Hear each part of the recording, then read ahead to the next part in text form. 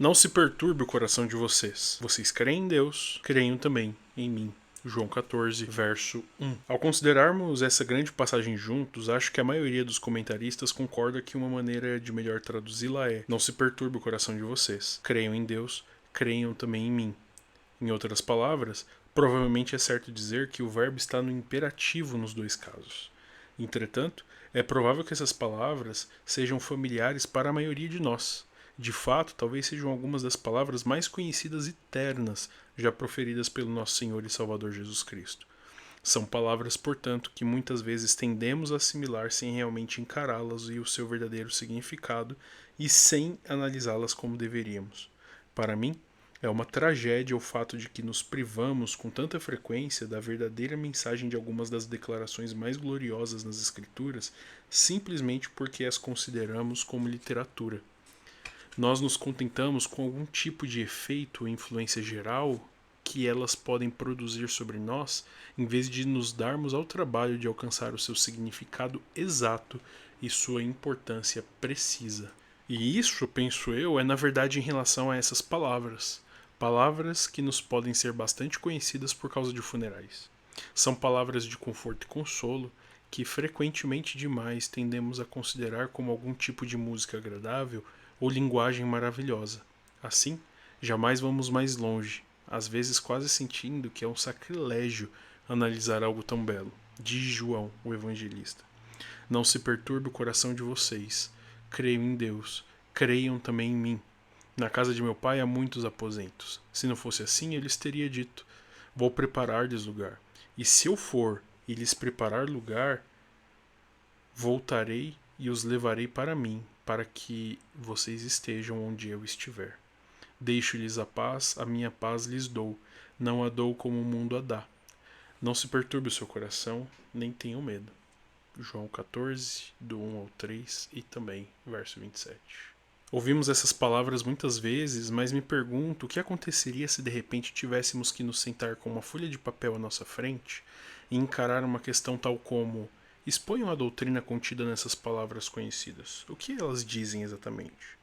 Pergunto-me, será que essas palavras chegam até nós apenas naquele sentido geral, naquele tipo de consolo geral que pode ser feito igualmente bem por meio da bela música, de bons pensamentos ou passagens literárias?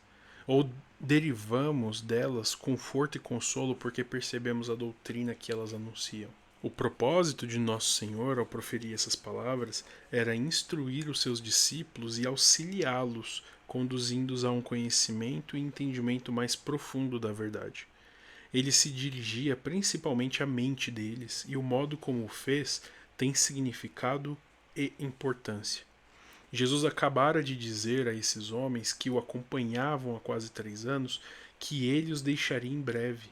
Ele ainda era jovem, no início da terceira década de sua vida, e para o espanto e desgosto absoluto deles, anunciou que iria deixá-los. Agora, ele disse, o Filho do Homem é glorificado e Deus é glorificado nele.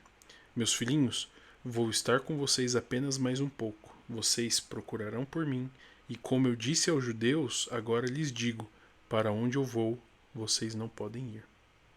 João 13, 31 e 33. No entanto, ele percebeu de imediato que essa informação havia entristecido os discípulos e os tornara infelizes e desconsolados. O coração deles se perturbara, eles estavam constrangidos e tinham perdido a paz, porque de repente um problema os confrontava. Ora, não é preciso entrar em detalhes em relação ao motivo por que os discípulos sentiram isso de modo tão agudo. Isso tem certo interesse e importância, mas não precisamos nos dedicar a isso agora. Pode muito bem ter sido porque eles tinham se tornado dependentes demais dele. Os discípulos jamais tinham conhecido alguém semelhante a ele. Eles tinham sido homens comuns, vivendo vidas comuns nesse mundo, com seus altos e baixos e problemas. No entanto, de repente, eles o conheceram e foram chamados por ele para segui-lo e lhe acompanhar de forma muito especial. E tinha sido uma experiência maravilhosa e emocionante. A própria personalidade de Jesus era completamente diferente e única. Eles nunca viram ninguém como ele antes. Havia algo na própria pessoa dele.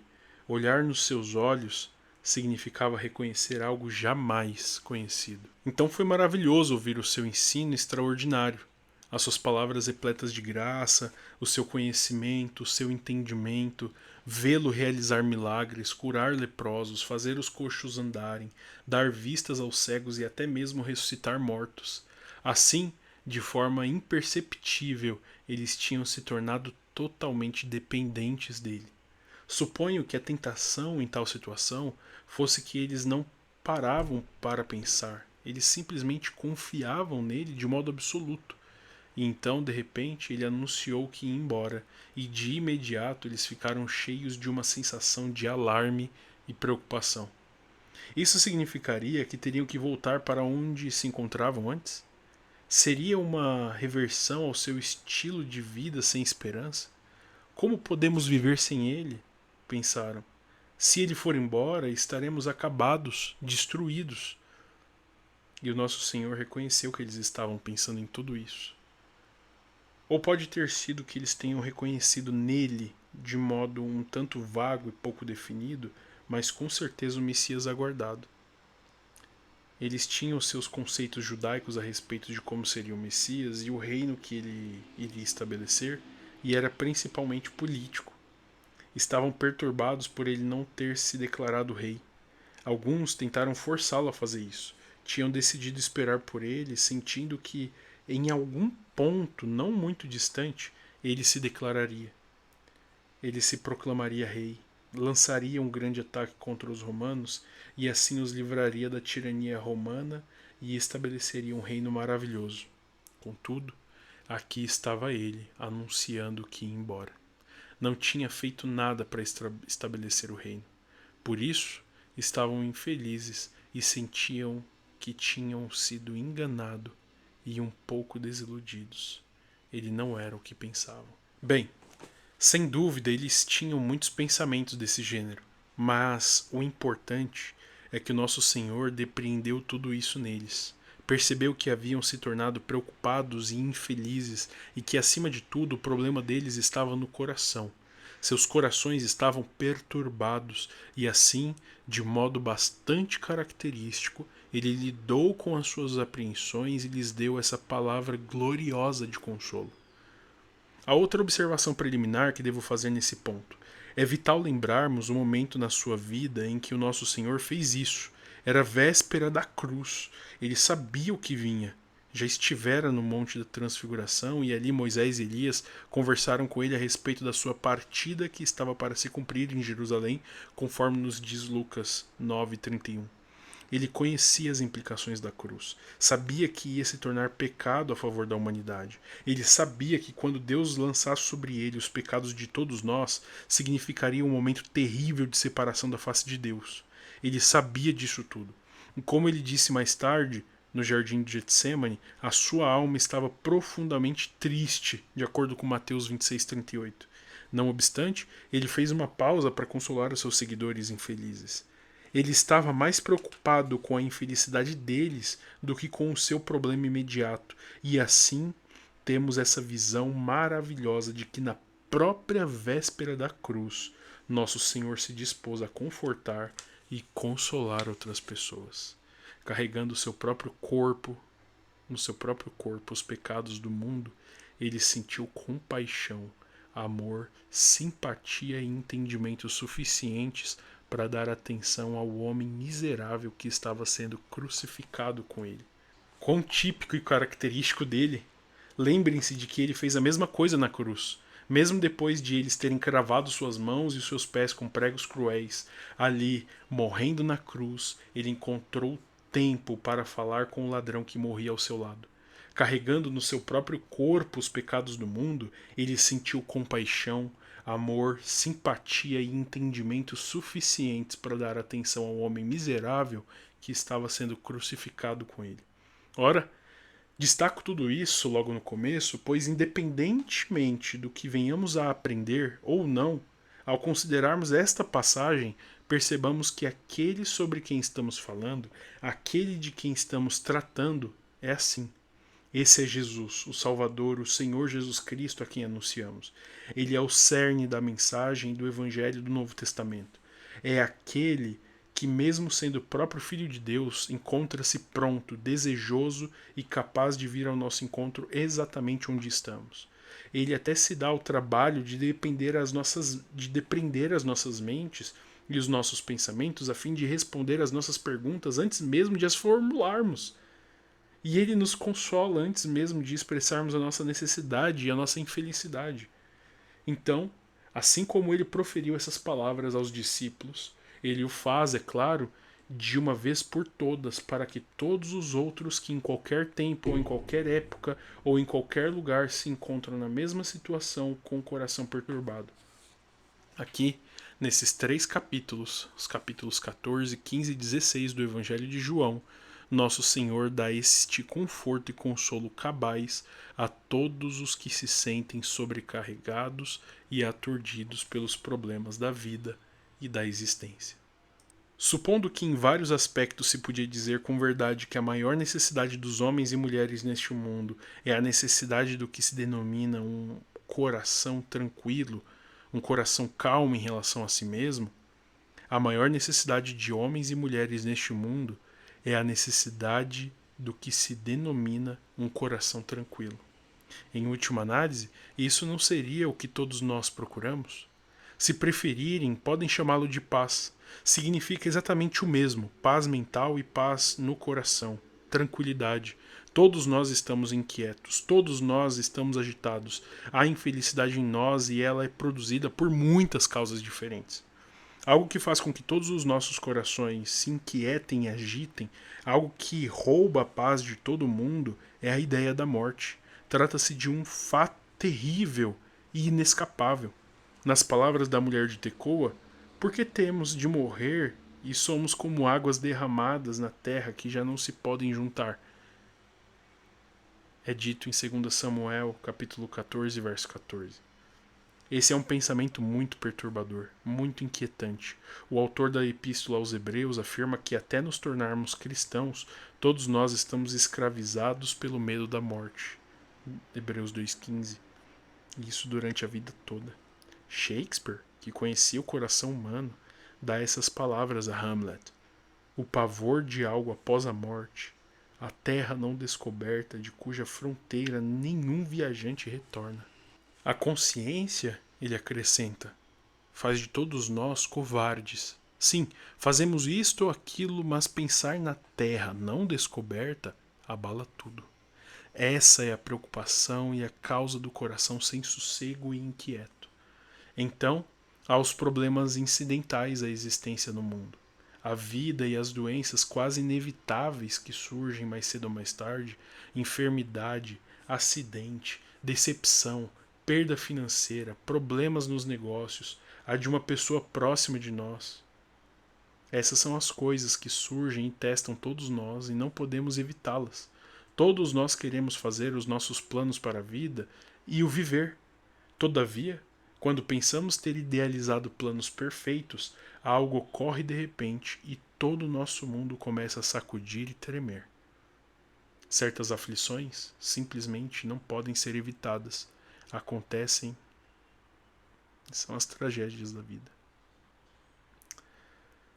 E tudo isso, além dos problemas particulares do século atual, todas as eras da humanidade foram sujeitas às coisas que já mencionei. Mas além dessas coisas, existe um mundo incerto em que vivemos, com toda a possibilidade de guerras e muitas outras ameaças. O problema supremo é tentar enfrentar essas coisas e alcançar um coração tranquilo. Creio que qualquer análise da literatura moderna e da conduta da grande maioria das pessoas indicará claramente que homens e mulheres estão tentando conseguir paz de uma forma ou de outra. A reivindicação do Evangelho não é só que ele pode nos dar um coração tranquilo, mas também que nada mais pode fazê-lo. Precisamos determinar o que de fato pode ser capaz de nos dar esse coração tranquilo. É preciso começarmos sendo realistas e dizendo que não é só o evangelho cristão que nos oferece liberdade de um coração perturbado. Há muitas maneiras em que somos exortados a tentar encontrar essa paz. Assim, preciso começar pelo aspecto negativo. Devo lidar com o aspecto falso antes de poder me aproximar da verdade, pois homens e mulheres que se apegam a soluções falsas e não encontram satisfação precisam vir e ouvir o Evangelho. A reivindicação do Evangelho não é só que ele pode nos dar um coração tranquilo, mas também que nada mais pode fazê-lo. É claro que as pessoas hoje em dia não gostam desse tipo de reivindicação. Dizem que é intolerante.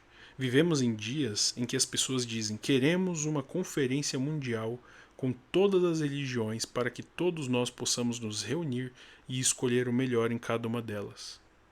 Entretanto, não se pode fazer isso com o Evangelho de Jesus Cristo. Ele é exclusivo. E a reivindicação é que Cristo, e somente Cristo, pode verdadeiramente nos dar paz. Ora, permitam-me justificar essa afirmação ao lembrá-los de algumas outras maneiras em que se sugere que encontremos essa paz. Uma delas é que devemos nos recusar a pensar. É preciso colocá-la em primeiro lugar por ser a mais comum. As pessoas dizem mais e mais que se você for tolo o suficiente para pensar neste mundo, então não é de se admirar que você seja infeliz e que em certo sentido merece ser. Dizem que o problema de homens e mulheres é que insistem em pensar. Se ao menos tivessem o bom senso de parar e fazer isso, e ser como os animais e voltar à natureza e ao estilo de vida animal, tudo ficaria bem. Essa era a filosofia de Lawrence, que disse que o homem desenvolveu demais a parte superior do cérebro, mas que se ele apenas retornasse ao tipo de vida inferior, ele seria muito mais feliz. Muitas pessoas também dizem isso, só não fazem de maneira tão filosófica. Se você quer ser feliz, eles dizem, basta se afastar dos seus problemas. Assim, você preenche a agenda da sua vida o máximo que puder com encontros com outras pessoas, diversões e muitas outras coisas. Em últimas palavras, é um escapismo. Diz que outra maneira de conseguir um coração tranquilo é adotar uma filosofia chamada otimismo. E é surpreendente que muitas pessoas ainda a sigam. Ela assume vários modelos e formas. Alguns ainda se apegam com tenacidade à crença num tipo de evolução inevitável para uma vida melhor. Dizem que toda a humanidade está evoluindo gradualmente a um nível mais elevado e a uma condição mais perfeita, em que os nossos problemas e nossas inquietações serão deixados para trás. E ainda acreditam em tudo isso, apesar de tudo que ocorreu nos últimos 100 anos. Outros não expressam exatamente assim, mas o seu otimismo consiste em dizer: está tudo bem, há contratempos temporários, mas tudo vai melhorar. Isso aconteceu antes na Segunda Guerra Mundial. Tais pessoas tinham certeza até o último minuto de que Hitler agiria com sabedoria. Isso é crer no otimismo a fim de ser otimista. As pessoas se orgulham disso, continuam olhando pelo lado bom das coisas e creem que é o seu dever sempre sorrir. Venha o que vier. Muitos estão tentando alcançar o coração tranquilo dessa maneira. Em seguida, subindo um pouco a escala, chegamos à próxima falsa esperança, que é o que eu denominaria de fatalismo, a filosofia do fatalismo. Acredito que ela esteja se tornando mais comum. Na sua forma mais simples, ela diz: o que tiver de ser, será, e todo pensamento, e toda preocupação, e todo cálculo no mundo não afetará. O problema das pessoas é a sua persistência em pensar, mas se simplesmente percebessem que fazer isso significa aumentar o problema, sem dúvida deixariam de pensar e de se tornarem felizes. É por encararem as suas preocupações e as anteciparem que ficam tão perturbadas. No entanto, tudo parece ter sido fixado com rigidez por um princípio fatalista. Portanto, não pensem, apenas esperem até as coisas acontecerem e vocês sentirão um tipo de paz temporária e uma amenização dos seus problemas. É o que essa filosofia diz. Muitos se acalmam e acham que podem obter a paz verdadeira dessa forma. A seguir, ao que eu chamaria de um método psicológico. Isso é um pouco diferente porque tenta pôr em prática um tipo de tratamento positivo e ativo em relação a nós e às nossas mentes. Trata-se apenas de um artifício para nos treinar e manipular os nossos próprios pensamentos e corações. Em certo sentido, ele não se interessa pelos nossos problemas, e sim pela nossa reação a eles. O psicólogo se preocupa em nos oferecer paz mental. Esse é o seu objetivo. Todos os diferentes tipos de tratamento psicológico nos dizem a mesma coisa. Por que se preocupar? Eles tentam nos mostrar de várias formas a tolice de se preocupar. Dizem-nos para tentarmos pensar em coisas belas e agradáveis.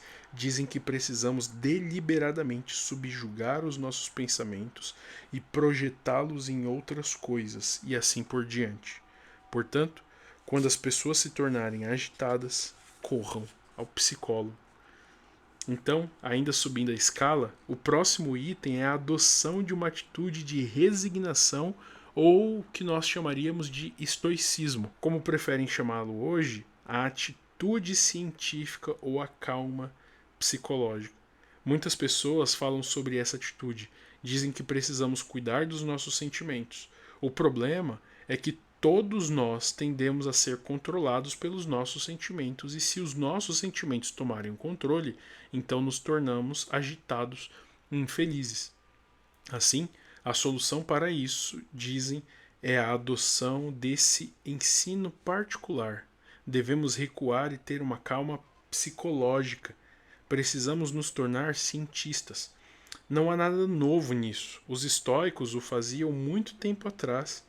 Essa era a essência da sua filosofia, que você deve restringir os sentimentos e as emoções com cuidado, senão elas serão prejudiciais a você. Portanto, você deve se dominar e controlar as suas emoções, e deve dizer a si mesmo: preciso ser objetivo, devo ser científico, não devo me deixar levar por essas coisas. E isso me conduz à última filosofia fornecida pelas seitas e por outros grupos religiosos, como a ciência cristã, que deliberadamente se propõe a oferecer às pessoas a libertação dos problemas e da preocupação, um tipo de calma perfeita a despeito de tudo.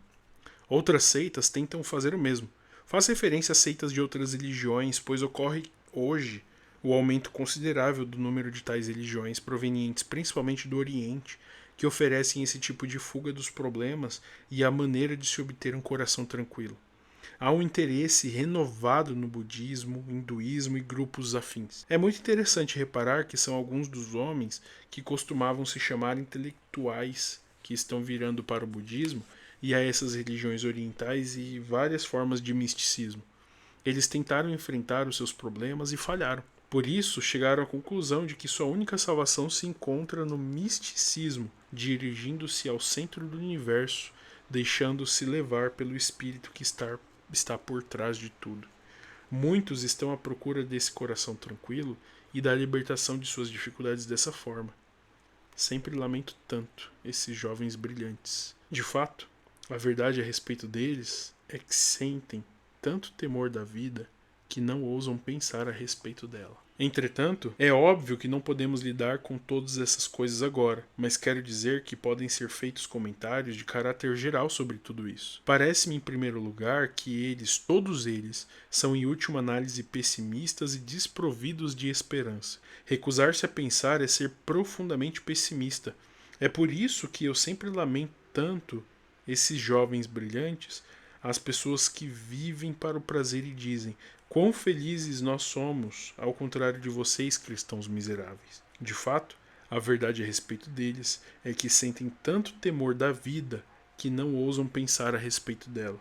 Esse é o pessimismo mais profundo que conheço. É exatamente o mesmo com o otimismo patético que se recusa a encarar os fatos que nos confrontam hoje. Não há evidência de que o homem, como ser humano, está progredindo e evoluindo. O mesmo se dá com o fatalismo, também de todo desprovido de esperança. Ele afirma: qual é a utilidade de qualquer coisa? As coisas simplesmente acontecerão, portanto, não faça nada a respeito delas e nem pensem ao seu respeito. Ocorre o mesmo com a resignação. A resignação diz: as coisas serão assim mesmo, então, de algum modo, terei de suportá-las. Isso, mais uma vez, é desesperança. A psicologia, como eu já disse, não encara o problema, ela engana a si mesma. É algo sem sentido, e o mesmo se aplica a seitas e a essas várias outras religiões. Talvez você precise ser reencarnado muitas vezes, elas nos dizem, mas a sua esperança é que eventualmente você se fundirá com o universo. Isso também é pessimismo profundo.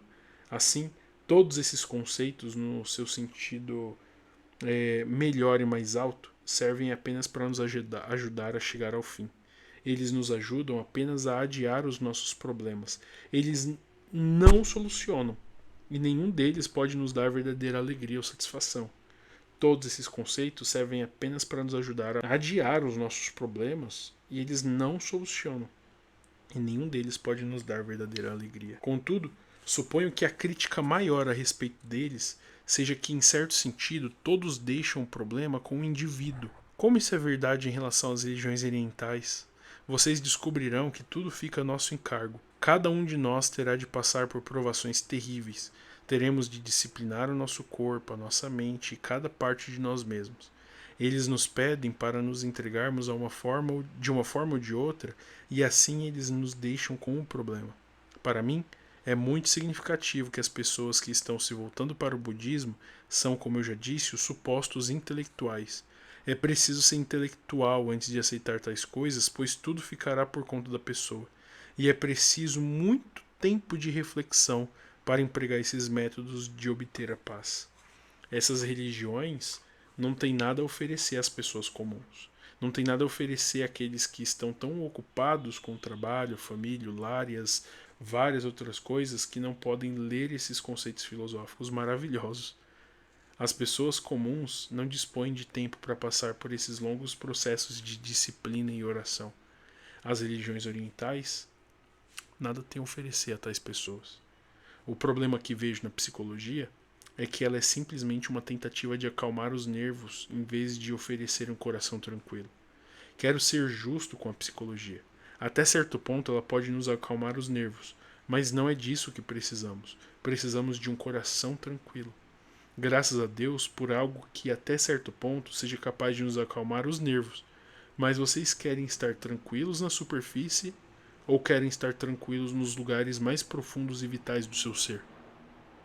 É neste ponto que o Evangelho reivindica que ele, e apenas ele, pode atender a nossa necessidade mais profunda e lhe satisfazer. E aqui, em João 14, somos informados de modo exato como ele o faz. Neste momento estou apenas apresentando o tema. Nós passaremos a considerá-lo detalhadamente mais adiante, mas permitam que eu lhes apresente o esboço. Aqui está algo confiável, algo que alguém nos deu a verdade desde o raiar da história. Eis algo que funcionou nestes discípulos específicos aos quais ele falava. Aqui estavam homens que, depois de terem ouvido o Evangelho provado em suas vidas, foram capazes de enfrentar com todo o poder e toda a tirania do Império Romano, com todas as suas perseguições cruéis, e foram mais que vencedores, triunfando e se regozijando. Leiam a grande história dos apóstolos, mártires e primeiros confessores. Funcionou e continua a funcionar. Também precisamos fazer outras declarações gerais.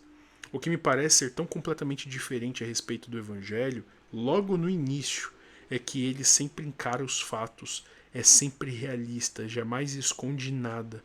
Leiam estes capítulos do Evangelho de João e vocês descobrirão que Nosso Senhor levou esses homens a encararem o pior, enquanto que todos os outros ensinos e filosofias tentam esconder de nós o pior. Meu coração realmente não encontrará tranquilidade até que o pior seja revelado a mim e eu encare. Então poderei superá-lo. Não creio no ensino que apenas me ilude. Para mim, não serve nenhuma filosofia que me diga que não existe tal coisa como a matéria, e por causa disso não pode haver dor e, portanto, eu não sinto dor quando sei que a dor existe.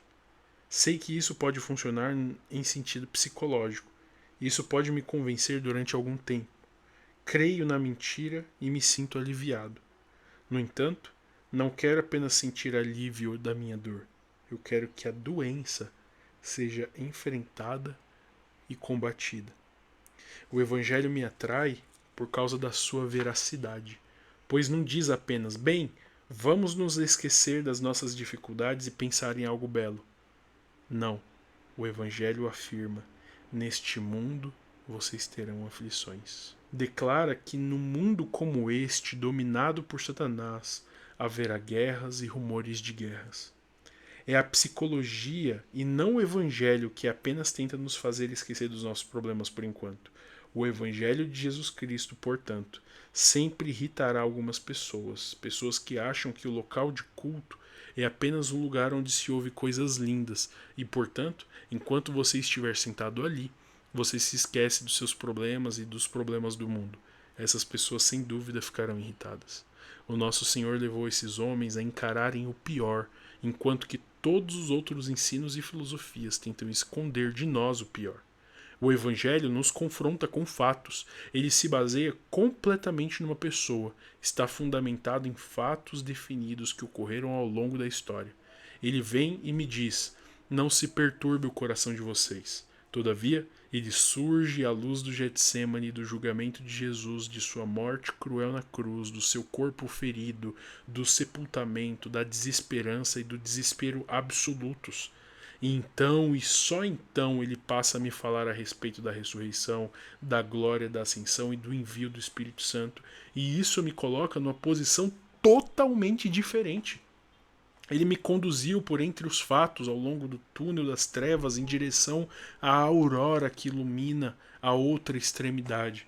Além disso, o Evangelho me atrai porque me dá uma explicação e satisfaz a minha mente. O Evangelho apresentou esta filosofia da história. Ele não só me dá os fatos, mas os explica, coloca-os num conjunto coerente. Há na Bíblia uma grande visão da vida. Trataremos disso mais adiante. Não é de muita ajuda quando alguém me diz, por exemplo, está tudo bem, não pense nisso, você morrerá e voltará em outra forma, passará por uma série de encarnações e por fim se perderá no vasto universo. Isso não me ajuda em nada. Eu não creio que o problema todo seja o meu corpo físico. Sei que a dificuldade toda se encontra no meu espírito. Assim, preciso de algo que satisfaça a minha mente. Quero enfrentar a vida. Quero uma explicação de por que ela é como é, e tenho a explicação aqui e apenas aqui neste Evangelho. Não creio que o problema todo seja o meu corpo físico. Sei que a dificuldade toda se encontra no meu espírito. E o aspecto que mais me atrai é o fato de o Evangelho não deixar todas essas dificuldades sobre mim. Ele liga todas as coisas ao poder de Deus. Não se perturbe o coração de vocês. Por quê? Creiam em Deus, creiam também em mim, diz Cristo. Em outras palavras, confiem em mim. Já mencionei as pessoas que passam muitas horas cansativas cuidando de todos os detalhes do dia a dia, repleto de atividades. Elas são incapazes de seguir a via mística. O que posso lhes oferecer? Se eu não tenho um evangelho que possa lhes oferecer um coração tranquilo, não tenho um evangelho digno desse nome. No entanto, graças a Deus tem um evangelho para elas. Tem um evangelho que lhes declara que aquele que andou por este mundo e triunfou sobre ele, até mesmo sobre a morte e a sepultura, afirmou: naquele dia compreenderão que estou em meu Pai, vocês em mim e eu em vocês, diz Jesus em João 14:20. De modo que a fraqueza indizível delas vem a força e o poder do Filho de Deus, que derrotou a morte e a sepultura, e contra ele nada nem ninguém é capaz de resistir. Não se perturbe o coração de vocês. Creiam em Deus. Sim, creiam em Deus, o Deus do Antigo Testamento, o Deus das promessas, o Deus das alianças, o Deus de quem se diz: ainda que me abandonem pai e mãe, o Senhor me acolherá. Esse é o mesmo Deus que anunciou à humanidade desde o princípio que o seu desejo era abençoá-la, dar-lhe paz e alegria e tê-la como filho. Confiem nele, sim, mas tantas vezes essa é a dificuldade, não é mesmo? Está tudo aqui em João 14. Filipe, um dos discípulos, disse ao nosso Senhor efetivamente: se ao menos conhecêssemos o Pai, isso nos bastaria. Mas a dificuldade é saber que o Deus no céu é o nosso Pai. E a resposta do nosso Senhor é: você não me conhece, Filipe, mesmo depois de eu ter estado com vocês durante todo esse tempo? Creiam em Deus, creiam também em mim.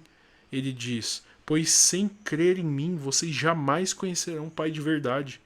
Tomé também tinha um problema. Em essência, ele disse: não conhecemos esse caminho de que está falando. E a grande resposta do nosso Senhor para ele foi: eu sou o caminho, a verdade e a vida. Ninguém vem ao Pai a não ser por mim. E falando a respeito da oração, E quantas vezes temos dificuldades com isso, não é mesmo? Jesus disse, em resumo: está tudo bem, partirei para estar com o Pai. O que vocês pedirem em meu nome, eu farei. Então, porém, dizemos: somos tão fracos. Como podemos prosseguir no mundo como este? E ele diz: não os deixarei órfãos, no verso 18. E acrescenta que ele nos dará outro conselheiro. Essa é a bendita doutrina do dom do Espírito Santo, que vem e faz habitação em nós, revela e explica verdades e nos dá energia, força e capacitação. O Espírito Santo faz habitação em nós. Ele revela e explica verdades, nos dá energia, força e capacitação. Tudo está aqui no Evangelho de João. Contudo, permitam-me fazer um resumo para que vocês se sintam encorajados. Houve um homem nesse mundo chamado Jesus de Nazaré, e é ele que lhes diz: não se perturbe o coração de vocês, creiam em mim. Que significa: venham a mim, contem-me as suas dificuldades, falem-me a respeito da dificuldade em relação a Deus, a dificuldade em relação à oração, a dificuldade a respeito da sua vontade fraca e do seu fracasso. Não me importa o que os deixe inquietos e constrangidos. Pode ser a possibilidade de guerra, pode ser uma doença, pode ser problemas nos negócios, pode ser a sua própria fraqueza moral no âmbito da vontade. Seja o que for, o que quer que os aflija e os torne infelizes, vão até Ele a respeito disso. Ele é quem os amou a ponto de morrer por vocês. Ele disse: venham a mim todos os que estão cansados e sobrecarregados, e eu lhes darei descanso. Ele disse em Mateus 11, 28. Não há necessidade de vocês estarem infelizes e inquietos. Creiam em Deus, creiam no Filho de Deus, o Senhor Jesus Cristo, que veio à Terra para libertá-los dessa condição e que removeu toda a barreira entre vocês e Deus e é capaz de lhes dar descanso, paz, aqui e agora.